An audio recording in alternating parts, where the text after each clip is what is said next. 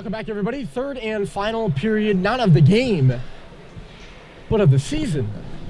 It's St. Paul's 4, Proctor 0. The Hornets on the road here on 96 seconds of power play time for the seniors on St. Paul's. This is their last period in a big red uniform for the seniors on Proctor. It's their last period of hockey in a Hornet uniform. And as many of you know, I am a senior. My fellow manager Logan here is a senior. So this is also our last game. The managers of the team, this is my last call. So you have to, just giving you this warning now, I'm an emotional person, so you're going to have to bear with me probably a little bit in this third period. Probably a little bit closer to the end of the third period. It's kind of started to sink in. You know, this has been a very meaningful experience for me, and I'll talk about it later, but you might have to allow me just a moment to gather my emotions as we're underway here for the last period of hockey. The St. Paul's boys this year. Cade will come into the zone. He turns it off to the wall there. Sam Seibel will regather it and put it back out to center. St. Paul's on the penalty kill, as I mentioned. I think I forgot to turn my mic on there a little bit earlier, so those of you who didn't hear it as soon as I came on the air, that's the first thing I said. On this final day of the regular season, in St. Paul's 4 and Proctor 0. St. Paul's had 3 goals in that second period. JT Halliday scored 1 on the power play, then Bryce Terry and Cade Cox scored 1 in quick succession after a penalty kill. And already had the opening goal in the first. Proctor on the power play here. The shot comes high and in on Welch. He up to the side as Anastasia let it go. Pushed to the wall here. Battled for by Conley Bohan. Kept alive though by Morocco, who sends it to the middle. And it was knocked off a stick in the crease and out of play. About 8 seconds left to go. Good crowd on hand. It's a big day at the Rinks, folks. The 5th place game here in the Lakes Region Championship. But after this one, it is the Lakes Region Championship for the St. Paul's girls, taking on Vermont Academy in a crucial matchup to decide the Elite 8 standings. St. Paul's needs that win, so does Vermont Academy. Both teams vying for an Elite 8 spot. The pass in between the circles here was knocked down, and Josh comes back for it. We're back to 5-a-side as Brad Cox is now out of the box, so Proctor 0 for 2 on the power play here in this one. Icing waved off. JT's in on it first. Tried to come around the goal. It was knocked away from him up to the blue line. O'Connell was battling for it there. Morocco rides Biggs hard into the wall in the corner. Back at the goal, Brennan Lopez. He turned it over. Biggs throws it far side. Max Watton was there. He'll just muscle it up to the line, but not out. Turned back by Josh. This away for Biggs. He gets some space, but it just rolled away from him. Biggs will now turn it. Josh shoots it. Blocked there by Watton. Watton's got 4 points in 2 games against St. Paul's, including a game-winning goal at the beginning of the year. That's a quarter of his points total, over a quarter of his points total in the season. A little bit of a St. Paul's killer. Hasn't gotten his way onto the score sheet this afternoon, though. Here's Cade with the space up the left side. He's already got a goal. Comes in. Nice move. Backhander. What a goal.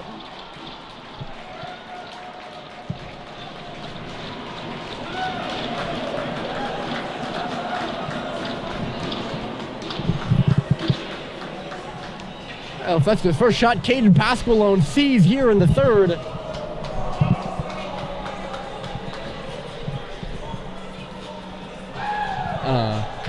It's a tough one. Cade just comes all the way up ice. He's got 2 goals on the year. Comes up ice, and a little backhander, nice little move, and wow, he's already doubled his goals total in this game now. Making a real nice. Oh, if it was a toe drag or what, but he bought some space for himself and did not miss. 2 goals in your last game. It's a good, nice way to go out.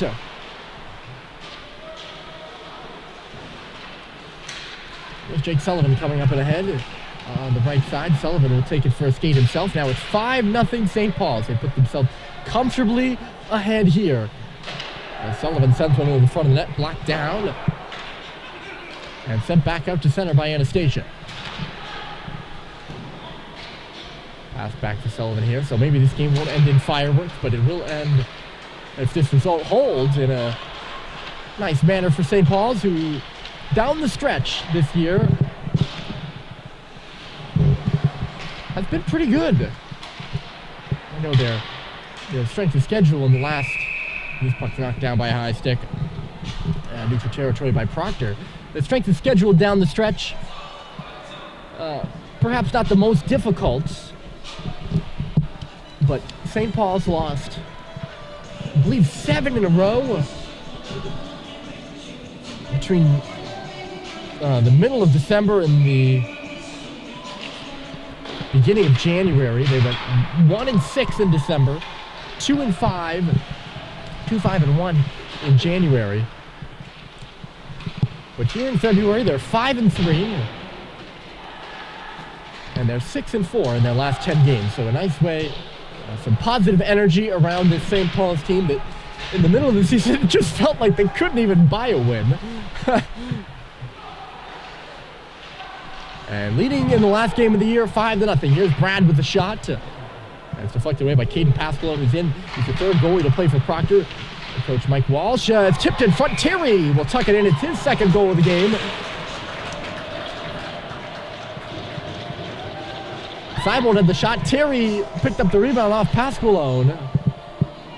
And it's now 6-0 St. Paul's. Bryce's second of the game.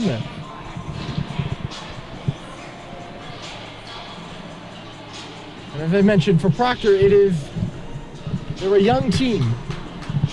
7 of their top 8 scorers are coming back next year. They're led by 3 sophomores in the scoring department. And they've had a more difficult end of the year.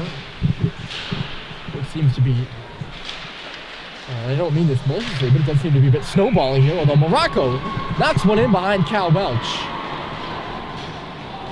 It's the first goal of the game for Proctor, and that'll make it 6-1.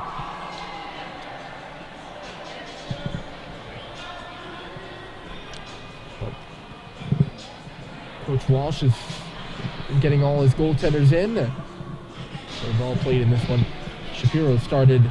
McCarthy played for a bit in the second period, and then the guy who's been the starter for most of the season, who's also a sophomore, Caden Pasqualone, is in net now. Morocco's got a goal. It's his 8th of the year and 13th point total. He just gets that in behind Cal Welch. He's not seen much action there, and that one seems to just trickle through him.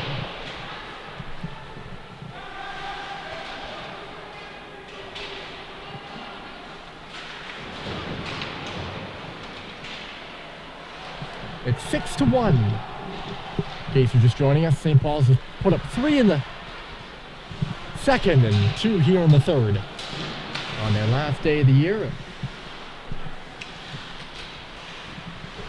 And again, unless barring a monstrous Proctor comeback with 12:20 left to go, which, I mean, these two teams have played some crazy games before. It will be St. Paul's ending the season on a high note, on a 7-4 stretch here at the end of the year. Turned back by the Big Red, 2-on-1 with the Holiday brothers. It's Josh and JT. Josh scores. He rips it from the hash marks, and it's 7-1.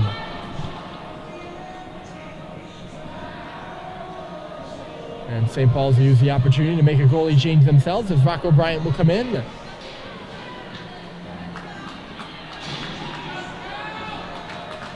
Cal Welch will come off for what is likely, unless Coach Murphy decides to put him back in for the last minute of the game or something like that, which I haven't really seen before. It'll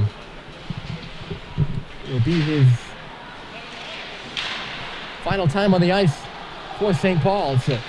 And Cal, a really good career between the pipes for the Big Red. In the 6 games last year that St. Paul's played, he was absolutely stellar.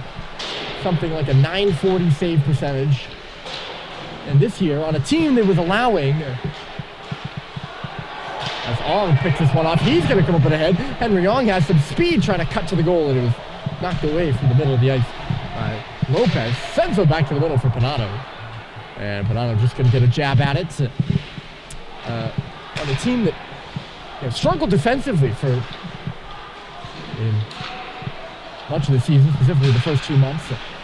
Cal, .919 save percentage. And was big in a lot of games for the Big Red as Avon Pyle takes the shot. The pipes now in the hands of Rocco Bryant, the junior. Between them now. 11 minutes left to go.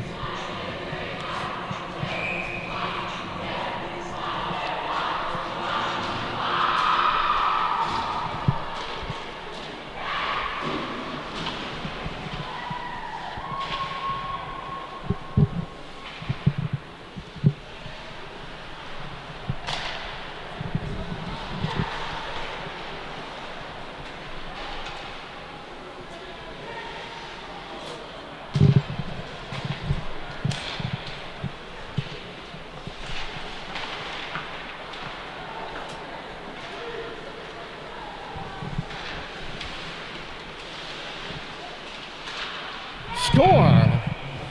The shot there by Robinson makes it 7-2. He ripped that one. And the goal is coming fast and furious now. I didn't go anywhere, I promise you. I was just trying to let the game breathe. The game of hockey is one with some beautiful sounds, and I wanted you to be able to take a listen for a little bit. Of course, it ends in a goal by Jack Robinson. He picks the top corner, makes it 7-2.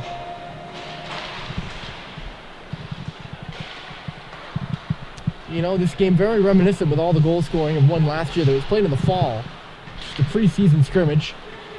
I think St. Paul's won like 10-7 or something like that. I mean, I know we're not having 17 goals on the board. We just have like 9. There was goals coming left and right, and there was no one here. There was no one here to see it. It was exciting, but it was a little bit, you know, like, all right, we get it. You scored another goal. And both teams were doing it. And, yeah, there was no one here to see it. And that was hard. And here, although I know we're probably not going to have the most exciting finish for you, just looking around, and the shot comes through here by Seibold from the bottom of the circle. Stopped by Pasqualone. I'm just looking around and seeing the stands full, and only filling up more for the girls hockey Lakes Region Championship right after this. As the St. Paul's girls look to defend their championship. The pass for Terry here, and driving the net. Shot was stopped by Pasqualone. Seibold picks it up on the wall again for Brad Cox. EDD, Conley Bohan through traffic, just missing wide of the goal, is battling away in front of Terry. Yeah, I'm just looking around, and I'm seeing people in the seats and people along the glass, and it warms my heart. It was difficult last year, but St. Paul's having a very, very good year. As Josh comes through, he's got JT with him. Tried to loft a pass over there for him. He couldn't. To have the stands empty and have the season limited.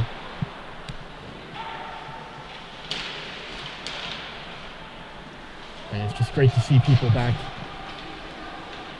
in the building. I know it's an old sentiment, probably a mushy sentiment, but I think I started the game against Milton here at home, talking about sports being about people and how great it is to have people here. As Doherty gets a real good chance in front, he was dumped after he was stopped by Pasqualone on the doorstep. Hit right into Caden Pasqualone. Coming up ahead here, Curry leaves it off. Shot to the blocker side, but stopped by Bryant. Mitchell LaCamera charging the area that Robinson scored in a couple minutes ago. And there's 8 minutes left to go, and it's a 7-2 lead for St. Paul's over Proctor.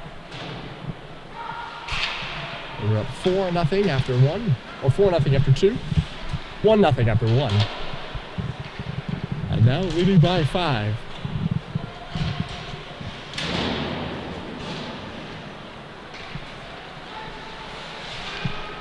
And this hockey world, it is a community. It's a small hockey world. And I think it's something we all ought to cherish. It's something that I certainly do. And I'm thinking about here. 7.5 minutes left to go in the last game of this season for Proctor and St. Paul's. Henry on the pass. Jack Michaud for Luke Panato coming up and ahead. Panato shoots it, goes off the glove of Pasqualone. Couldn't pick up the rebound there. It's batted up to the line. Sullivan will walk there, just had to get away from him. And picking it up here is Doherty. Carter Doherty will come up and ahead for Proctor. Not Ryan Doherty. Avon Pyle with a chance to shoot it. And he was stopped by Bryant there. Doherty giving a hack to the legs of Jake Sullivan. Sullivan, no response there. And good for Jake. Backhanded on goal. Pasqualone will turn it away. Shots just about even this period. As opposed to the first and second, where St. Paul's pretty badly outshot Proctor. The goal is just about even, too. St. Paul's scored 3 this period. Proctor only 2. But certainly different than the second. I think St. Paul's was agree with one of their better periods. Big Red cycling it around right now. Brad Cox tries a one-timer, took a deflection in on goal. Big off a Proctor body. And Pasqualone makes a real nice save there.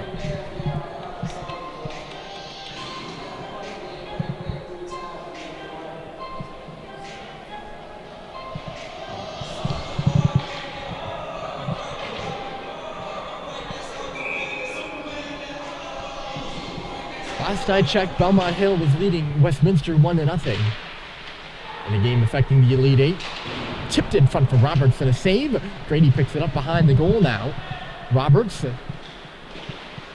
Oh, he gets shorn there, and his stick goes flying up in the air on that hit. Proctor works it all the way up on the receiving end, and one was Mac Watton, and then Sullivan is hit by Watton there late, and it'll be a penalty to Proctor, and Sullivan really not happy about it. And he's going to come back on Watton and get his stick all tied up with him over his shoulder. They're only going to call the one penalty. I don't blame Sullivan for being upset there. As that was late. He was already hit by one Proctor player. I think Jake also thought better of going back after Watton. And then Max came in and kind of drove him into the wall there from a blindside angle. And St. Paul's will head to the power play.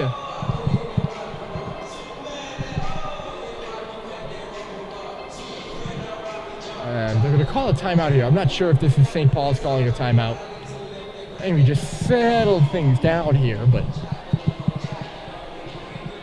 in the middle of a timeout, and I love when Coach Walsh does this. You can see the longtime coach of Proctor, Mike Walsh, and formerly at the Tilton School. It's on the ice, just, you know, as the players sit down and rest, as opposed to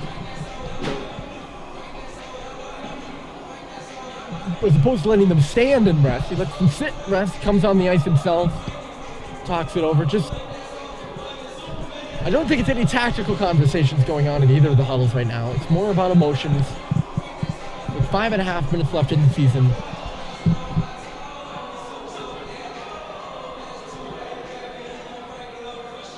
And imagine both coaches are just saying, let's end this right. No reason to do anything stupid, no reason to get hurt.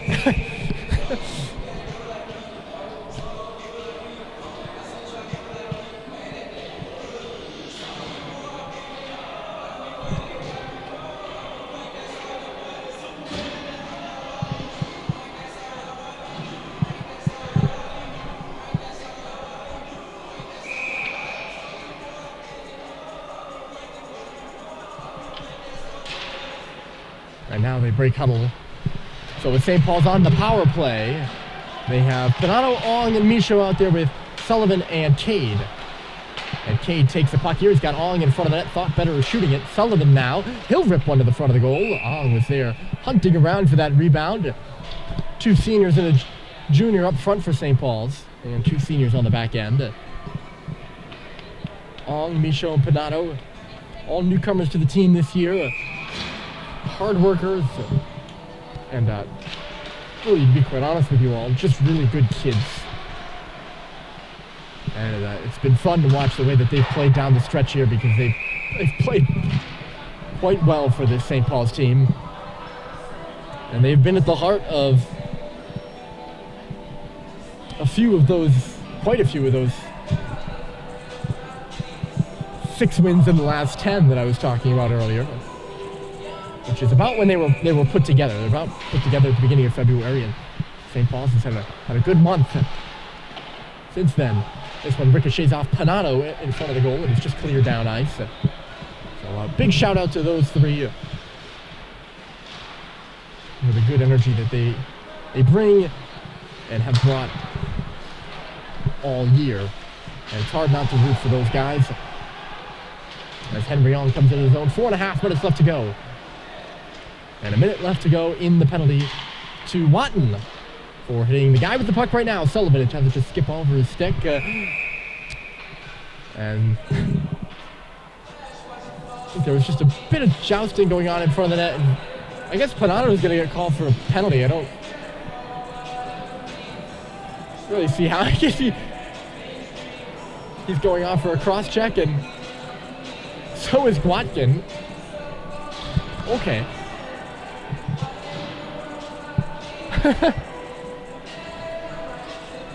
Didn't really look like much to me, I'll be honest with you. But we'll do some, what is this? It's still 5-on-4, so those penalties will offset. Alright, nothing on the board.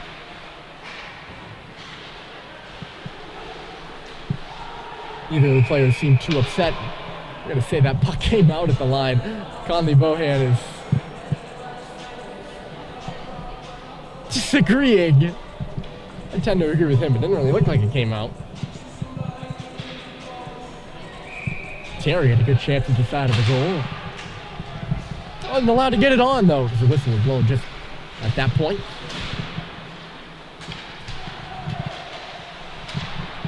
Four minutes left here in the season. It's turned back at center by Proctor. It goes off the stick of LaCamera. He's taken down by Bohan. And I guess the timeout didn't really work. I don't know who took it, but whatever coach it was, I was surmising that it would be to, calm them down, like, let's play a good, clean last 5 minutes here. And all we've seen since his penalties. Isn't that just the way of the world, right? Just when you think you've got it figured out. Well, maybe we'll have a good clean next 3 minutes and 43 seconds. We play on it 4-on-4 for 15 seconds, and then Proctor will go to the power play.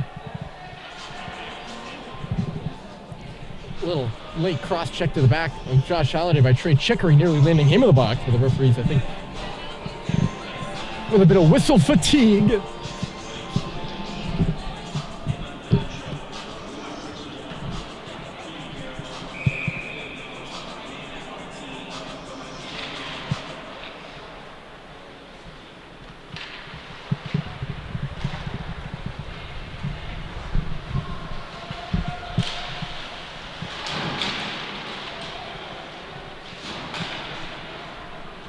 So Proctor to the power play.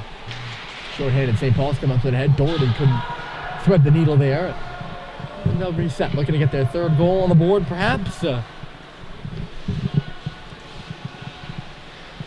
much by way of shots in the last few minutes, I will say that. Working around, a shot up high here, blocked by Josh Halliday off Trey Chickering. The drive from the near point by Lopez. It just wouldn't go. It's chased back onto the stick of Lopez. He shoots from the top of the key there, standing in front of Doherty. Couldn't get a piece of it. Comes up to the wall, held in by O'Connell. Back into the corner for Carter Doherty. The puck goes off Avon Pyle now and back out to center. Oh, chance here for Pyle coming into the zone. He's on his backhand, though. He swings it right through the legs of Bryant, and it comes out the other side. O'Connell to the front of the goal. And it just goes wide. Comes up to the left point here, held by Chickering. Rounding out high is Pyle, trying to find some space to shoot. 15 seconds left to go in the penalty kill for St. Paul's. And 2 minutes left to go in the game. O'Connell shot got blocked. Here comes Grady. He's going to have a breakaway. Grady for St. Paul's is 8th. He scores.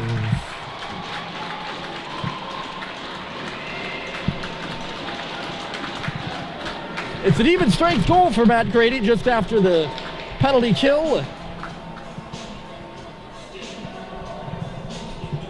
And St. Paul's makes it 8-2. He finishes to the 5-hole on Caden Pascalone.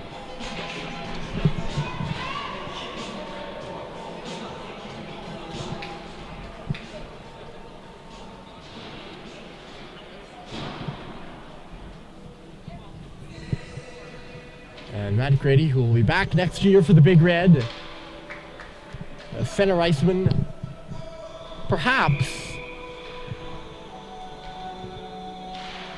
getting the last goal of the season here. Excuse me.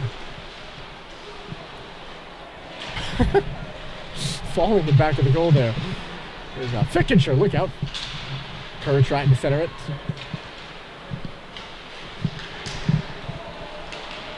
Good group of seniors out there right now for Mike Walsh, probably wanting to keep them on the ice here for the last time. Again, not only the year, but for some of these guys in high school, not everyone goes on to play juniors and college hockey, folks. And for some of these guys, it will be their last shift as hockey players. Lob to the front of the goal, and it's just kicked away by Pascalone. We got a minute left to go. As it'll be sent all the way down ice. Bryant will stop it aside.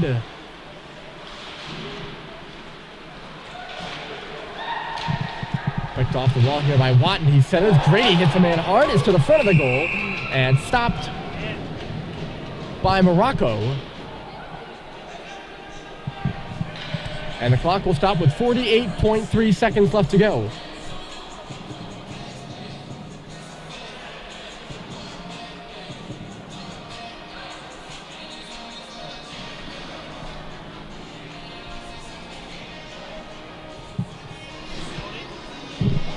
And I guess Grady is going to go to the box. I don't know if it was for the hit or for what, but he'll end the season in the penalty box. Unless Proctor scores here on the power play. Zip to the front of the goal. It was stopped by Bryant. We have 40 seconds left. Thereabouts. Up to the line and knocked away here by Henry Ong. He'll take it down with 30 seconds left to go. To the front of the goal goes Seibold. He's headed to Babson next year. Next year on the horizon for us right now.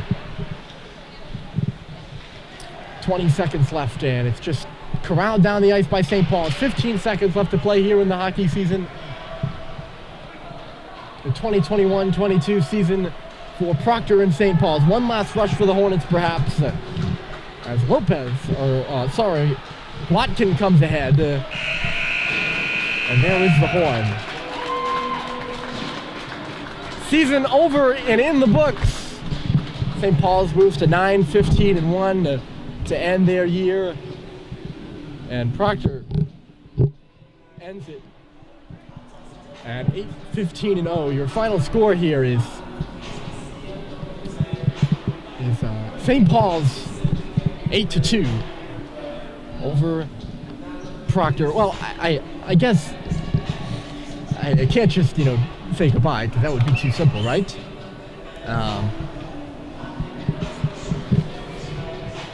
As many, this is my last, as I said earlier, this is my last broadcast, and I have for 4 years here, and really, this is a broader story, but tried to make this about basically anyone but myself. And I guess here in my last game, I have to acknowledge that I am a part of the story of this team over the last 4 years, and there is a story here behind the scenes. I'm trying to put words to this the right way. This experience, both as a broadcaster and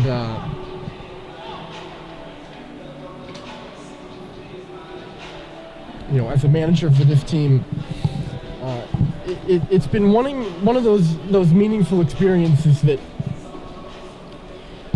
oh my, there's so many parts, and I'm so so grateful.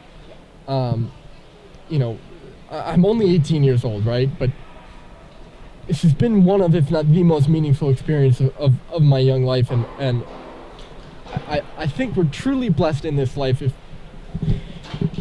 we have meaningful experiences and if we have a life with meaning. And this has just been, for me, an experience full of meaning on so many levels. So I guess I should probably, if I'm going to talk about myself, I should probably turn the camera around here to talk about myself a little bit, right? Make sure I'm in the screen. There we are. There I am. So I'm going to try to break down and not cry, but there are a lot of elements to this. I don't know where I'll be next, but one thing I want to address is that all these games have been played on my channel here for the last 4 years, and the channel's it's been a work of love for me. I set it up 10 years ago when my grandfather was diagnosed with cancer, and I know he wanted to watch the games, and I wanted to make sure he could watch the games, so I set it up for him, and he was able to watch them in Maine. And my Papa's spirit is still with this channel. It's been a personal endeavor for me, and I have so many people to thank who supported the channel since I started calling mite hockey games. My aunt and uncle, Mimi and Bob, who have supported me technologically and emotionally since the beginning. They got this very camera with which I'm streaming now. My granny and poppy, my nana, all the Watertonians, the Bristols, the Leaches, and the Kennersons back in Watertown who were with me then and were watching the games as my little brother as a mite and a squirt and a peewee played games, and that was my team. And I have to thank those people and all the people who have done big things and little things for me. A couple of people that come to mind are Katrina Hemingway, who, when I was broadcasting Manchester Flames youth hockey games, would go around and tell the parents of the opposing team, this is where you can watch the games, and she promoted me. The Dennis, who was the ice guy at St. Anselm's School, who let me up into the big broadcasting booth, and that was an experience of my life. And my dad's pointing and saying something to me out of center. I can't hear what he's saying. And I don't know what the future of the channel is going to be here. I don't know what my future is going to be. I mean, I'm very. I understand the way life works. We don't know how it's going to go, and I have every intention of continuing to do what I love, which has been, broadcasting this great sport of hockey. But this is the end for the channel, which has been my medium to do it for so long now, and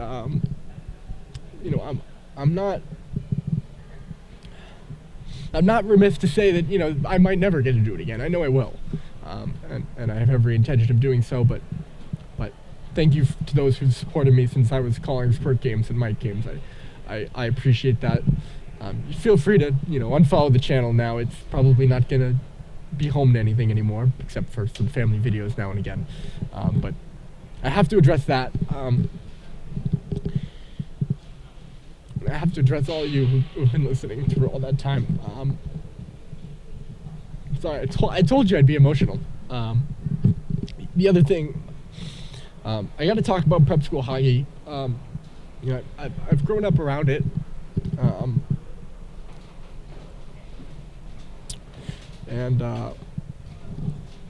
Here comes my dad to come give me a hug. I'll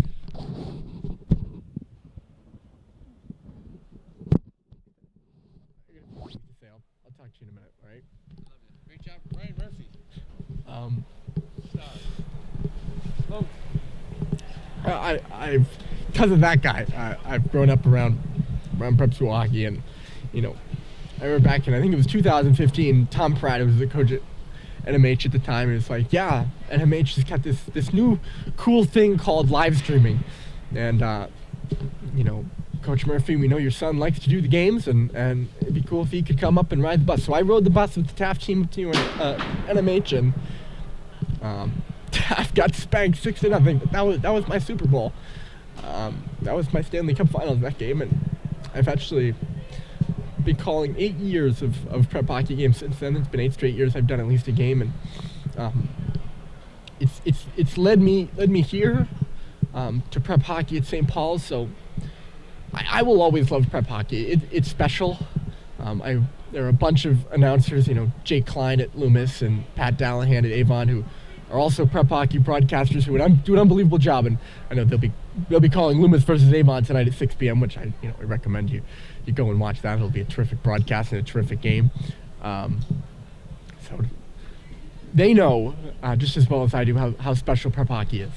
So I have all the gratitude in the world, and I will always love prep hockey. It's not goodbye for me, just kind of a change of my relationship, if you will, but it's certainly special. And the last thing I just got to say before I finally will shut up and leave here is I have to thank St. Paul's.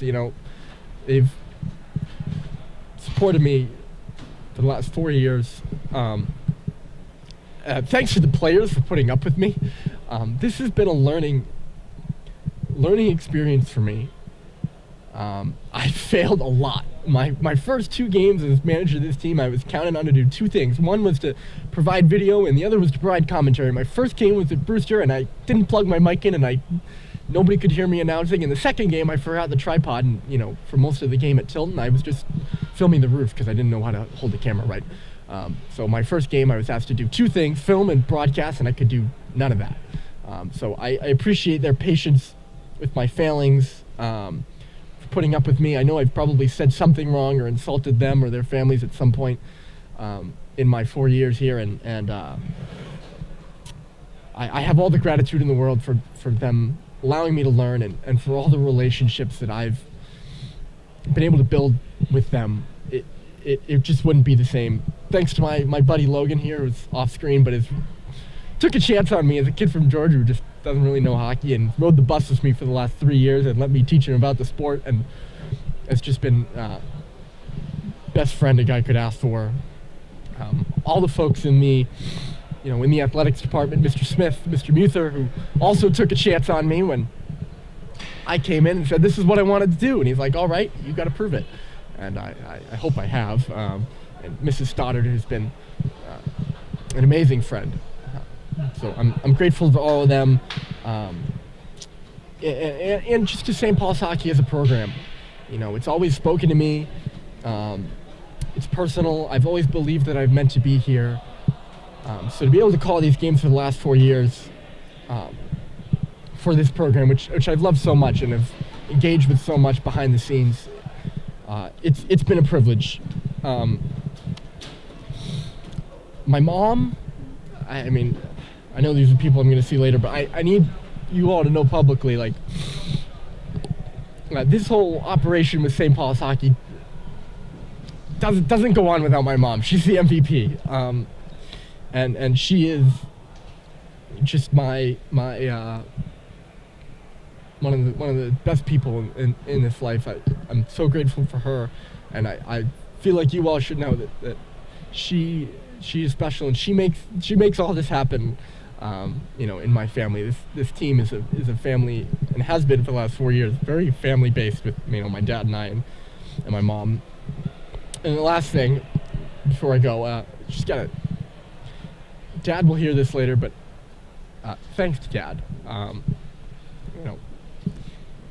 He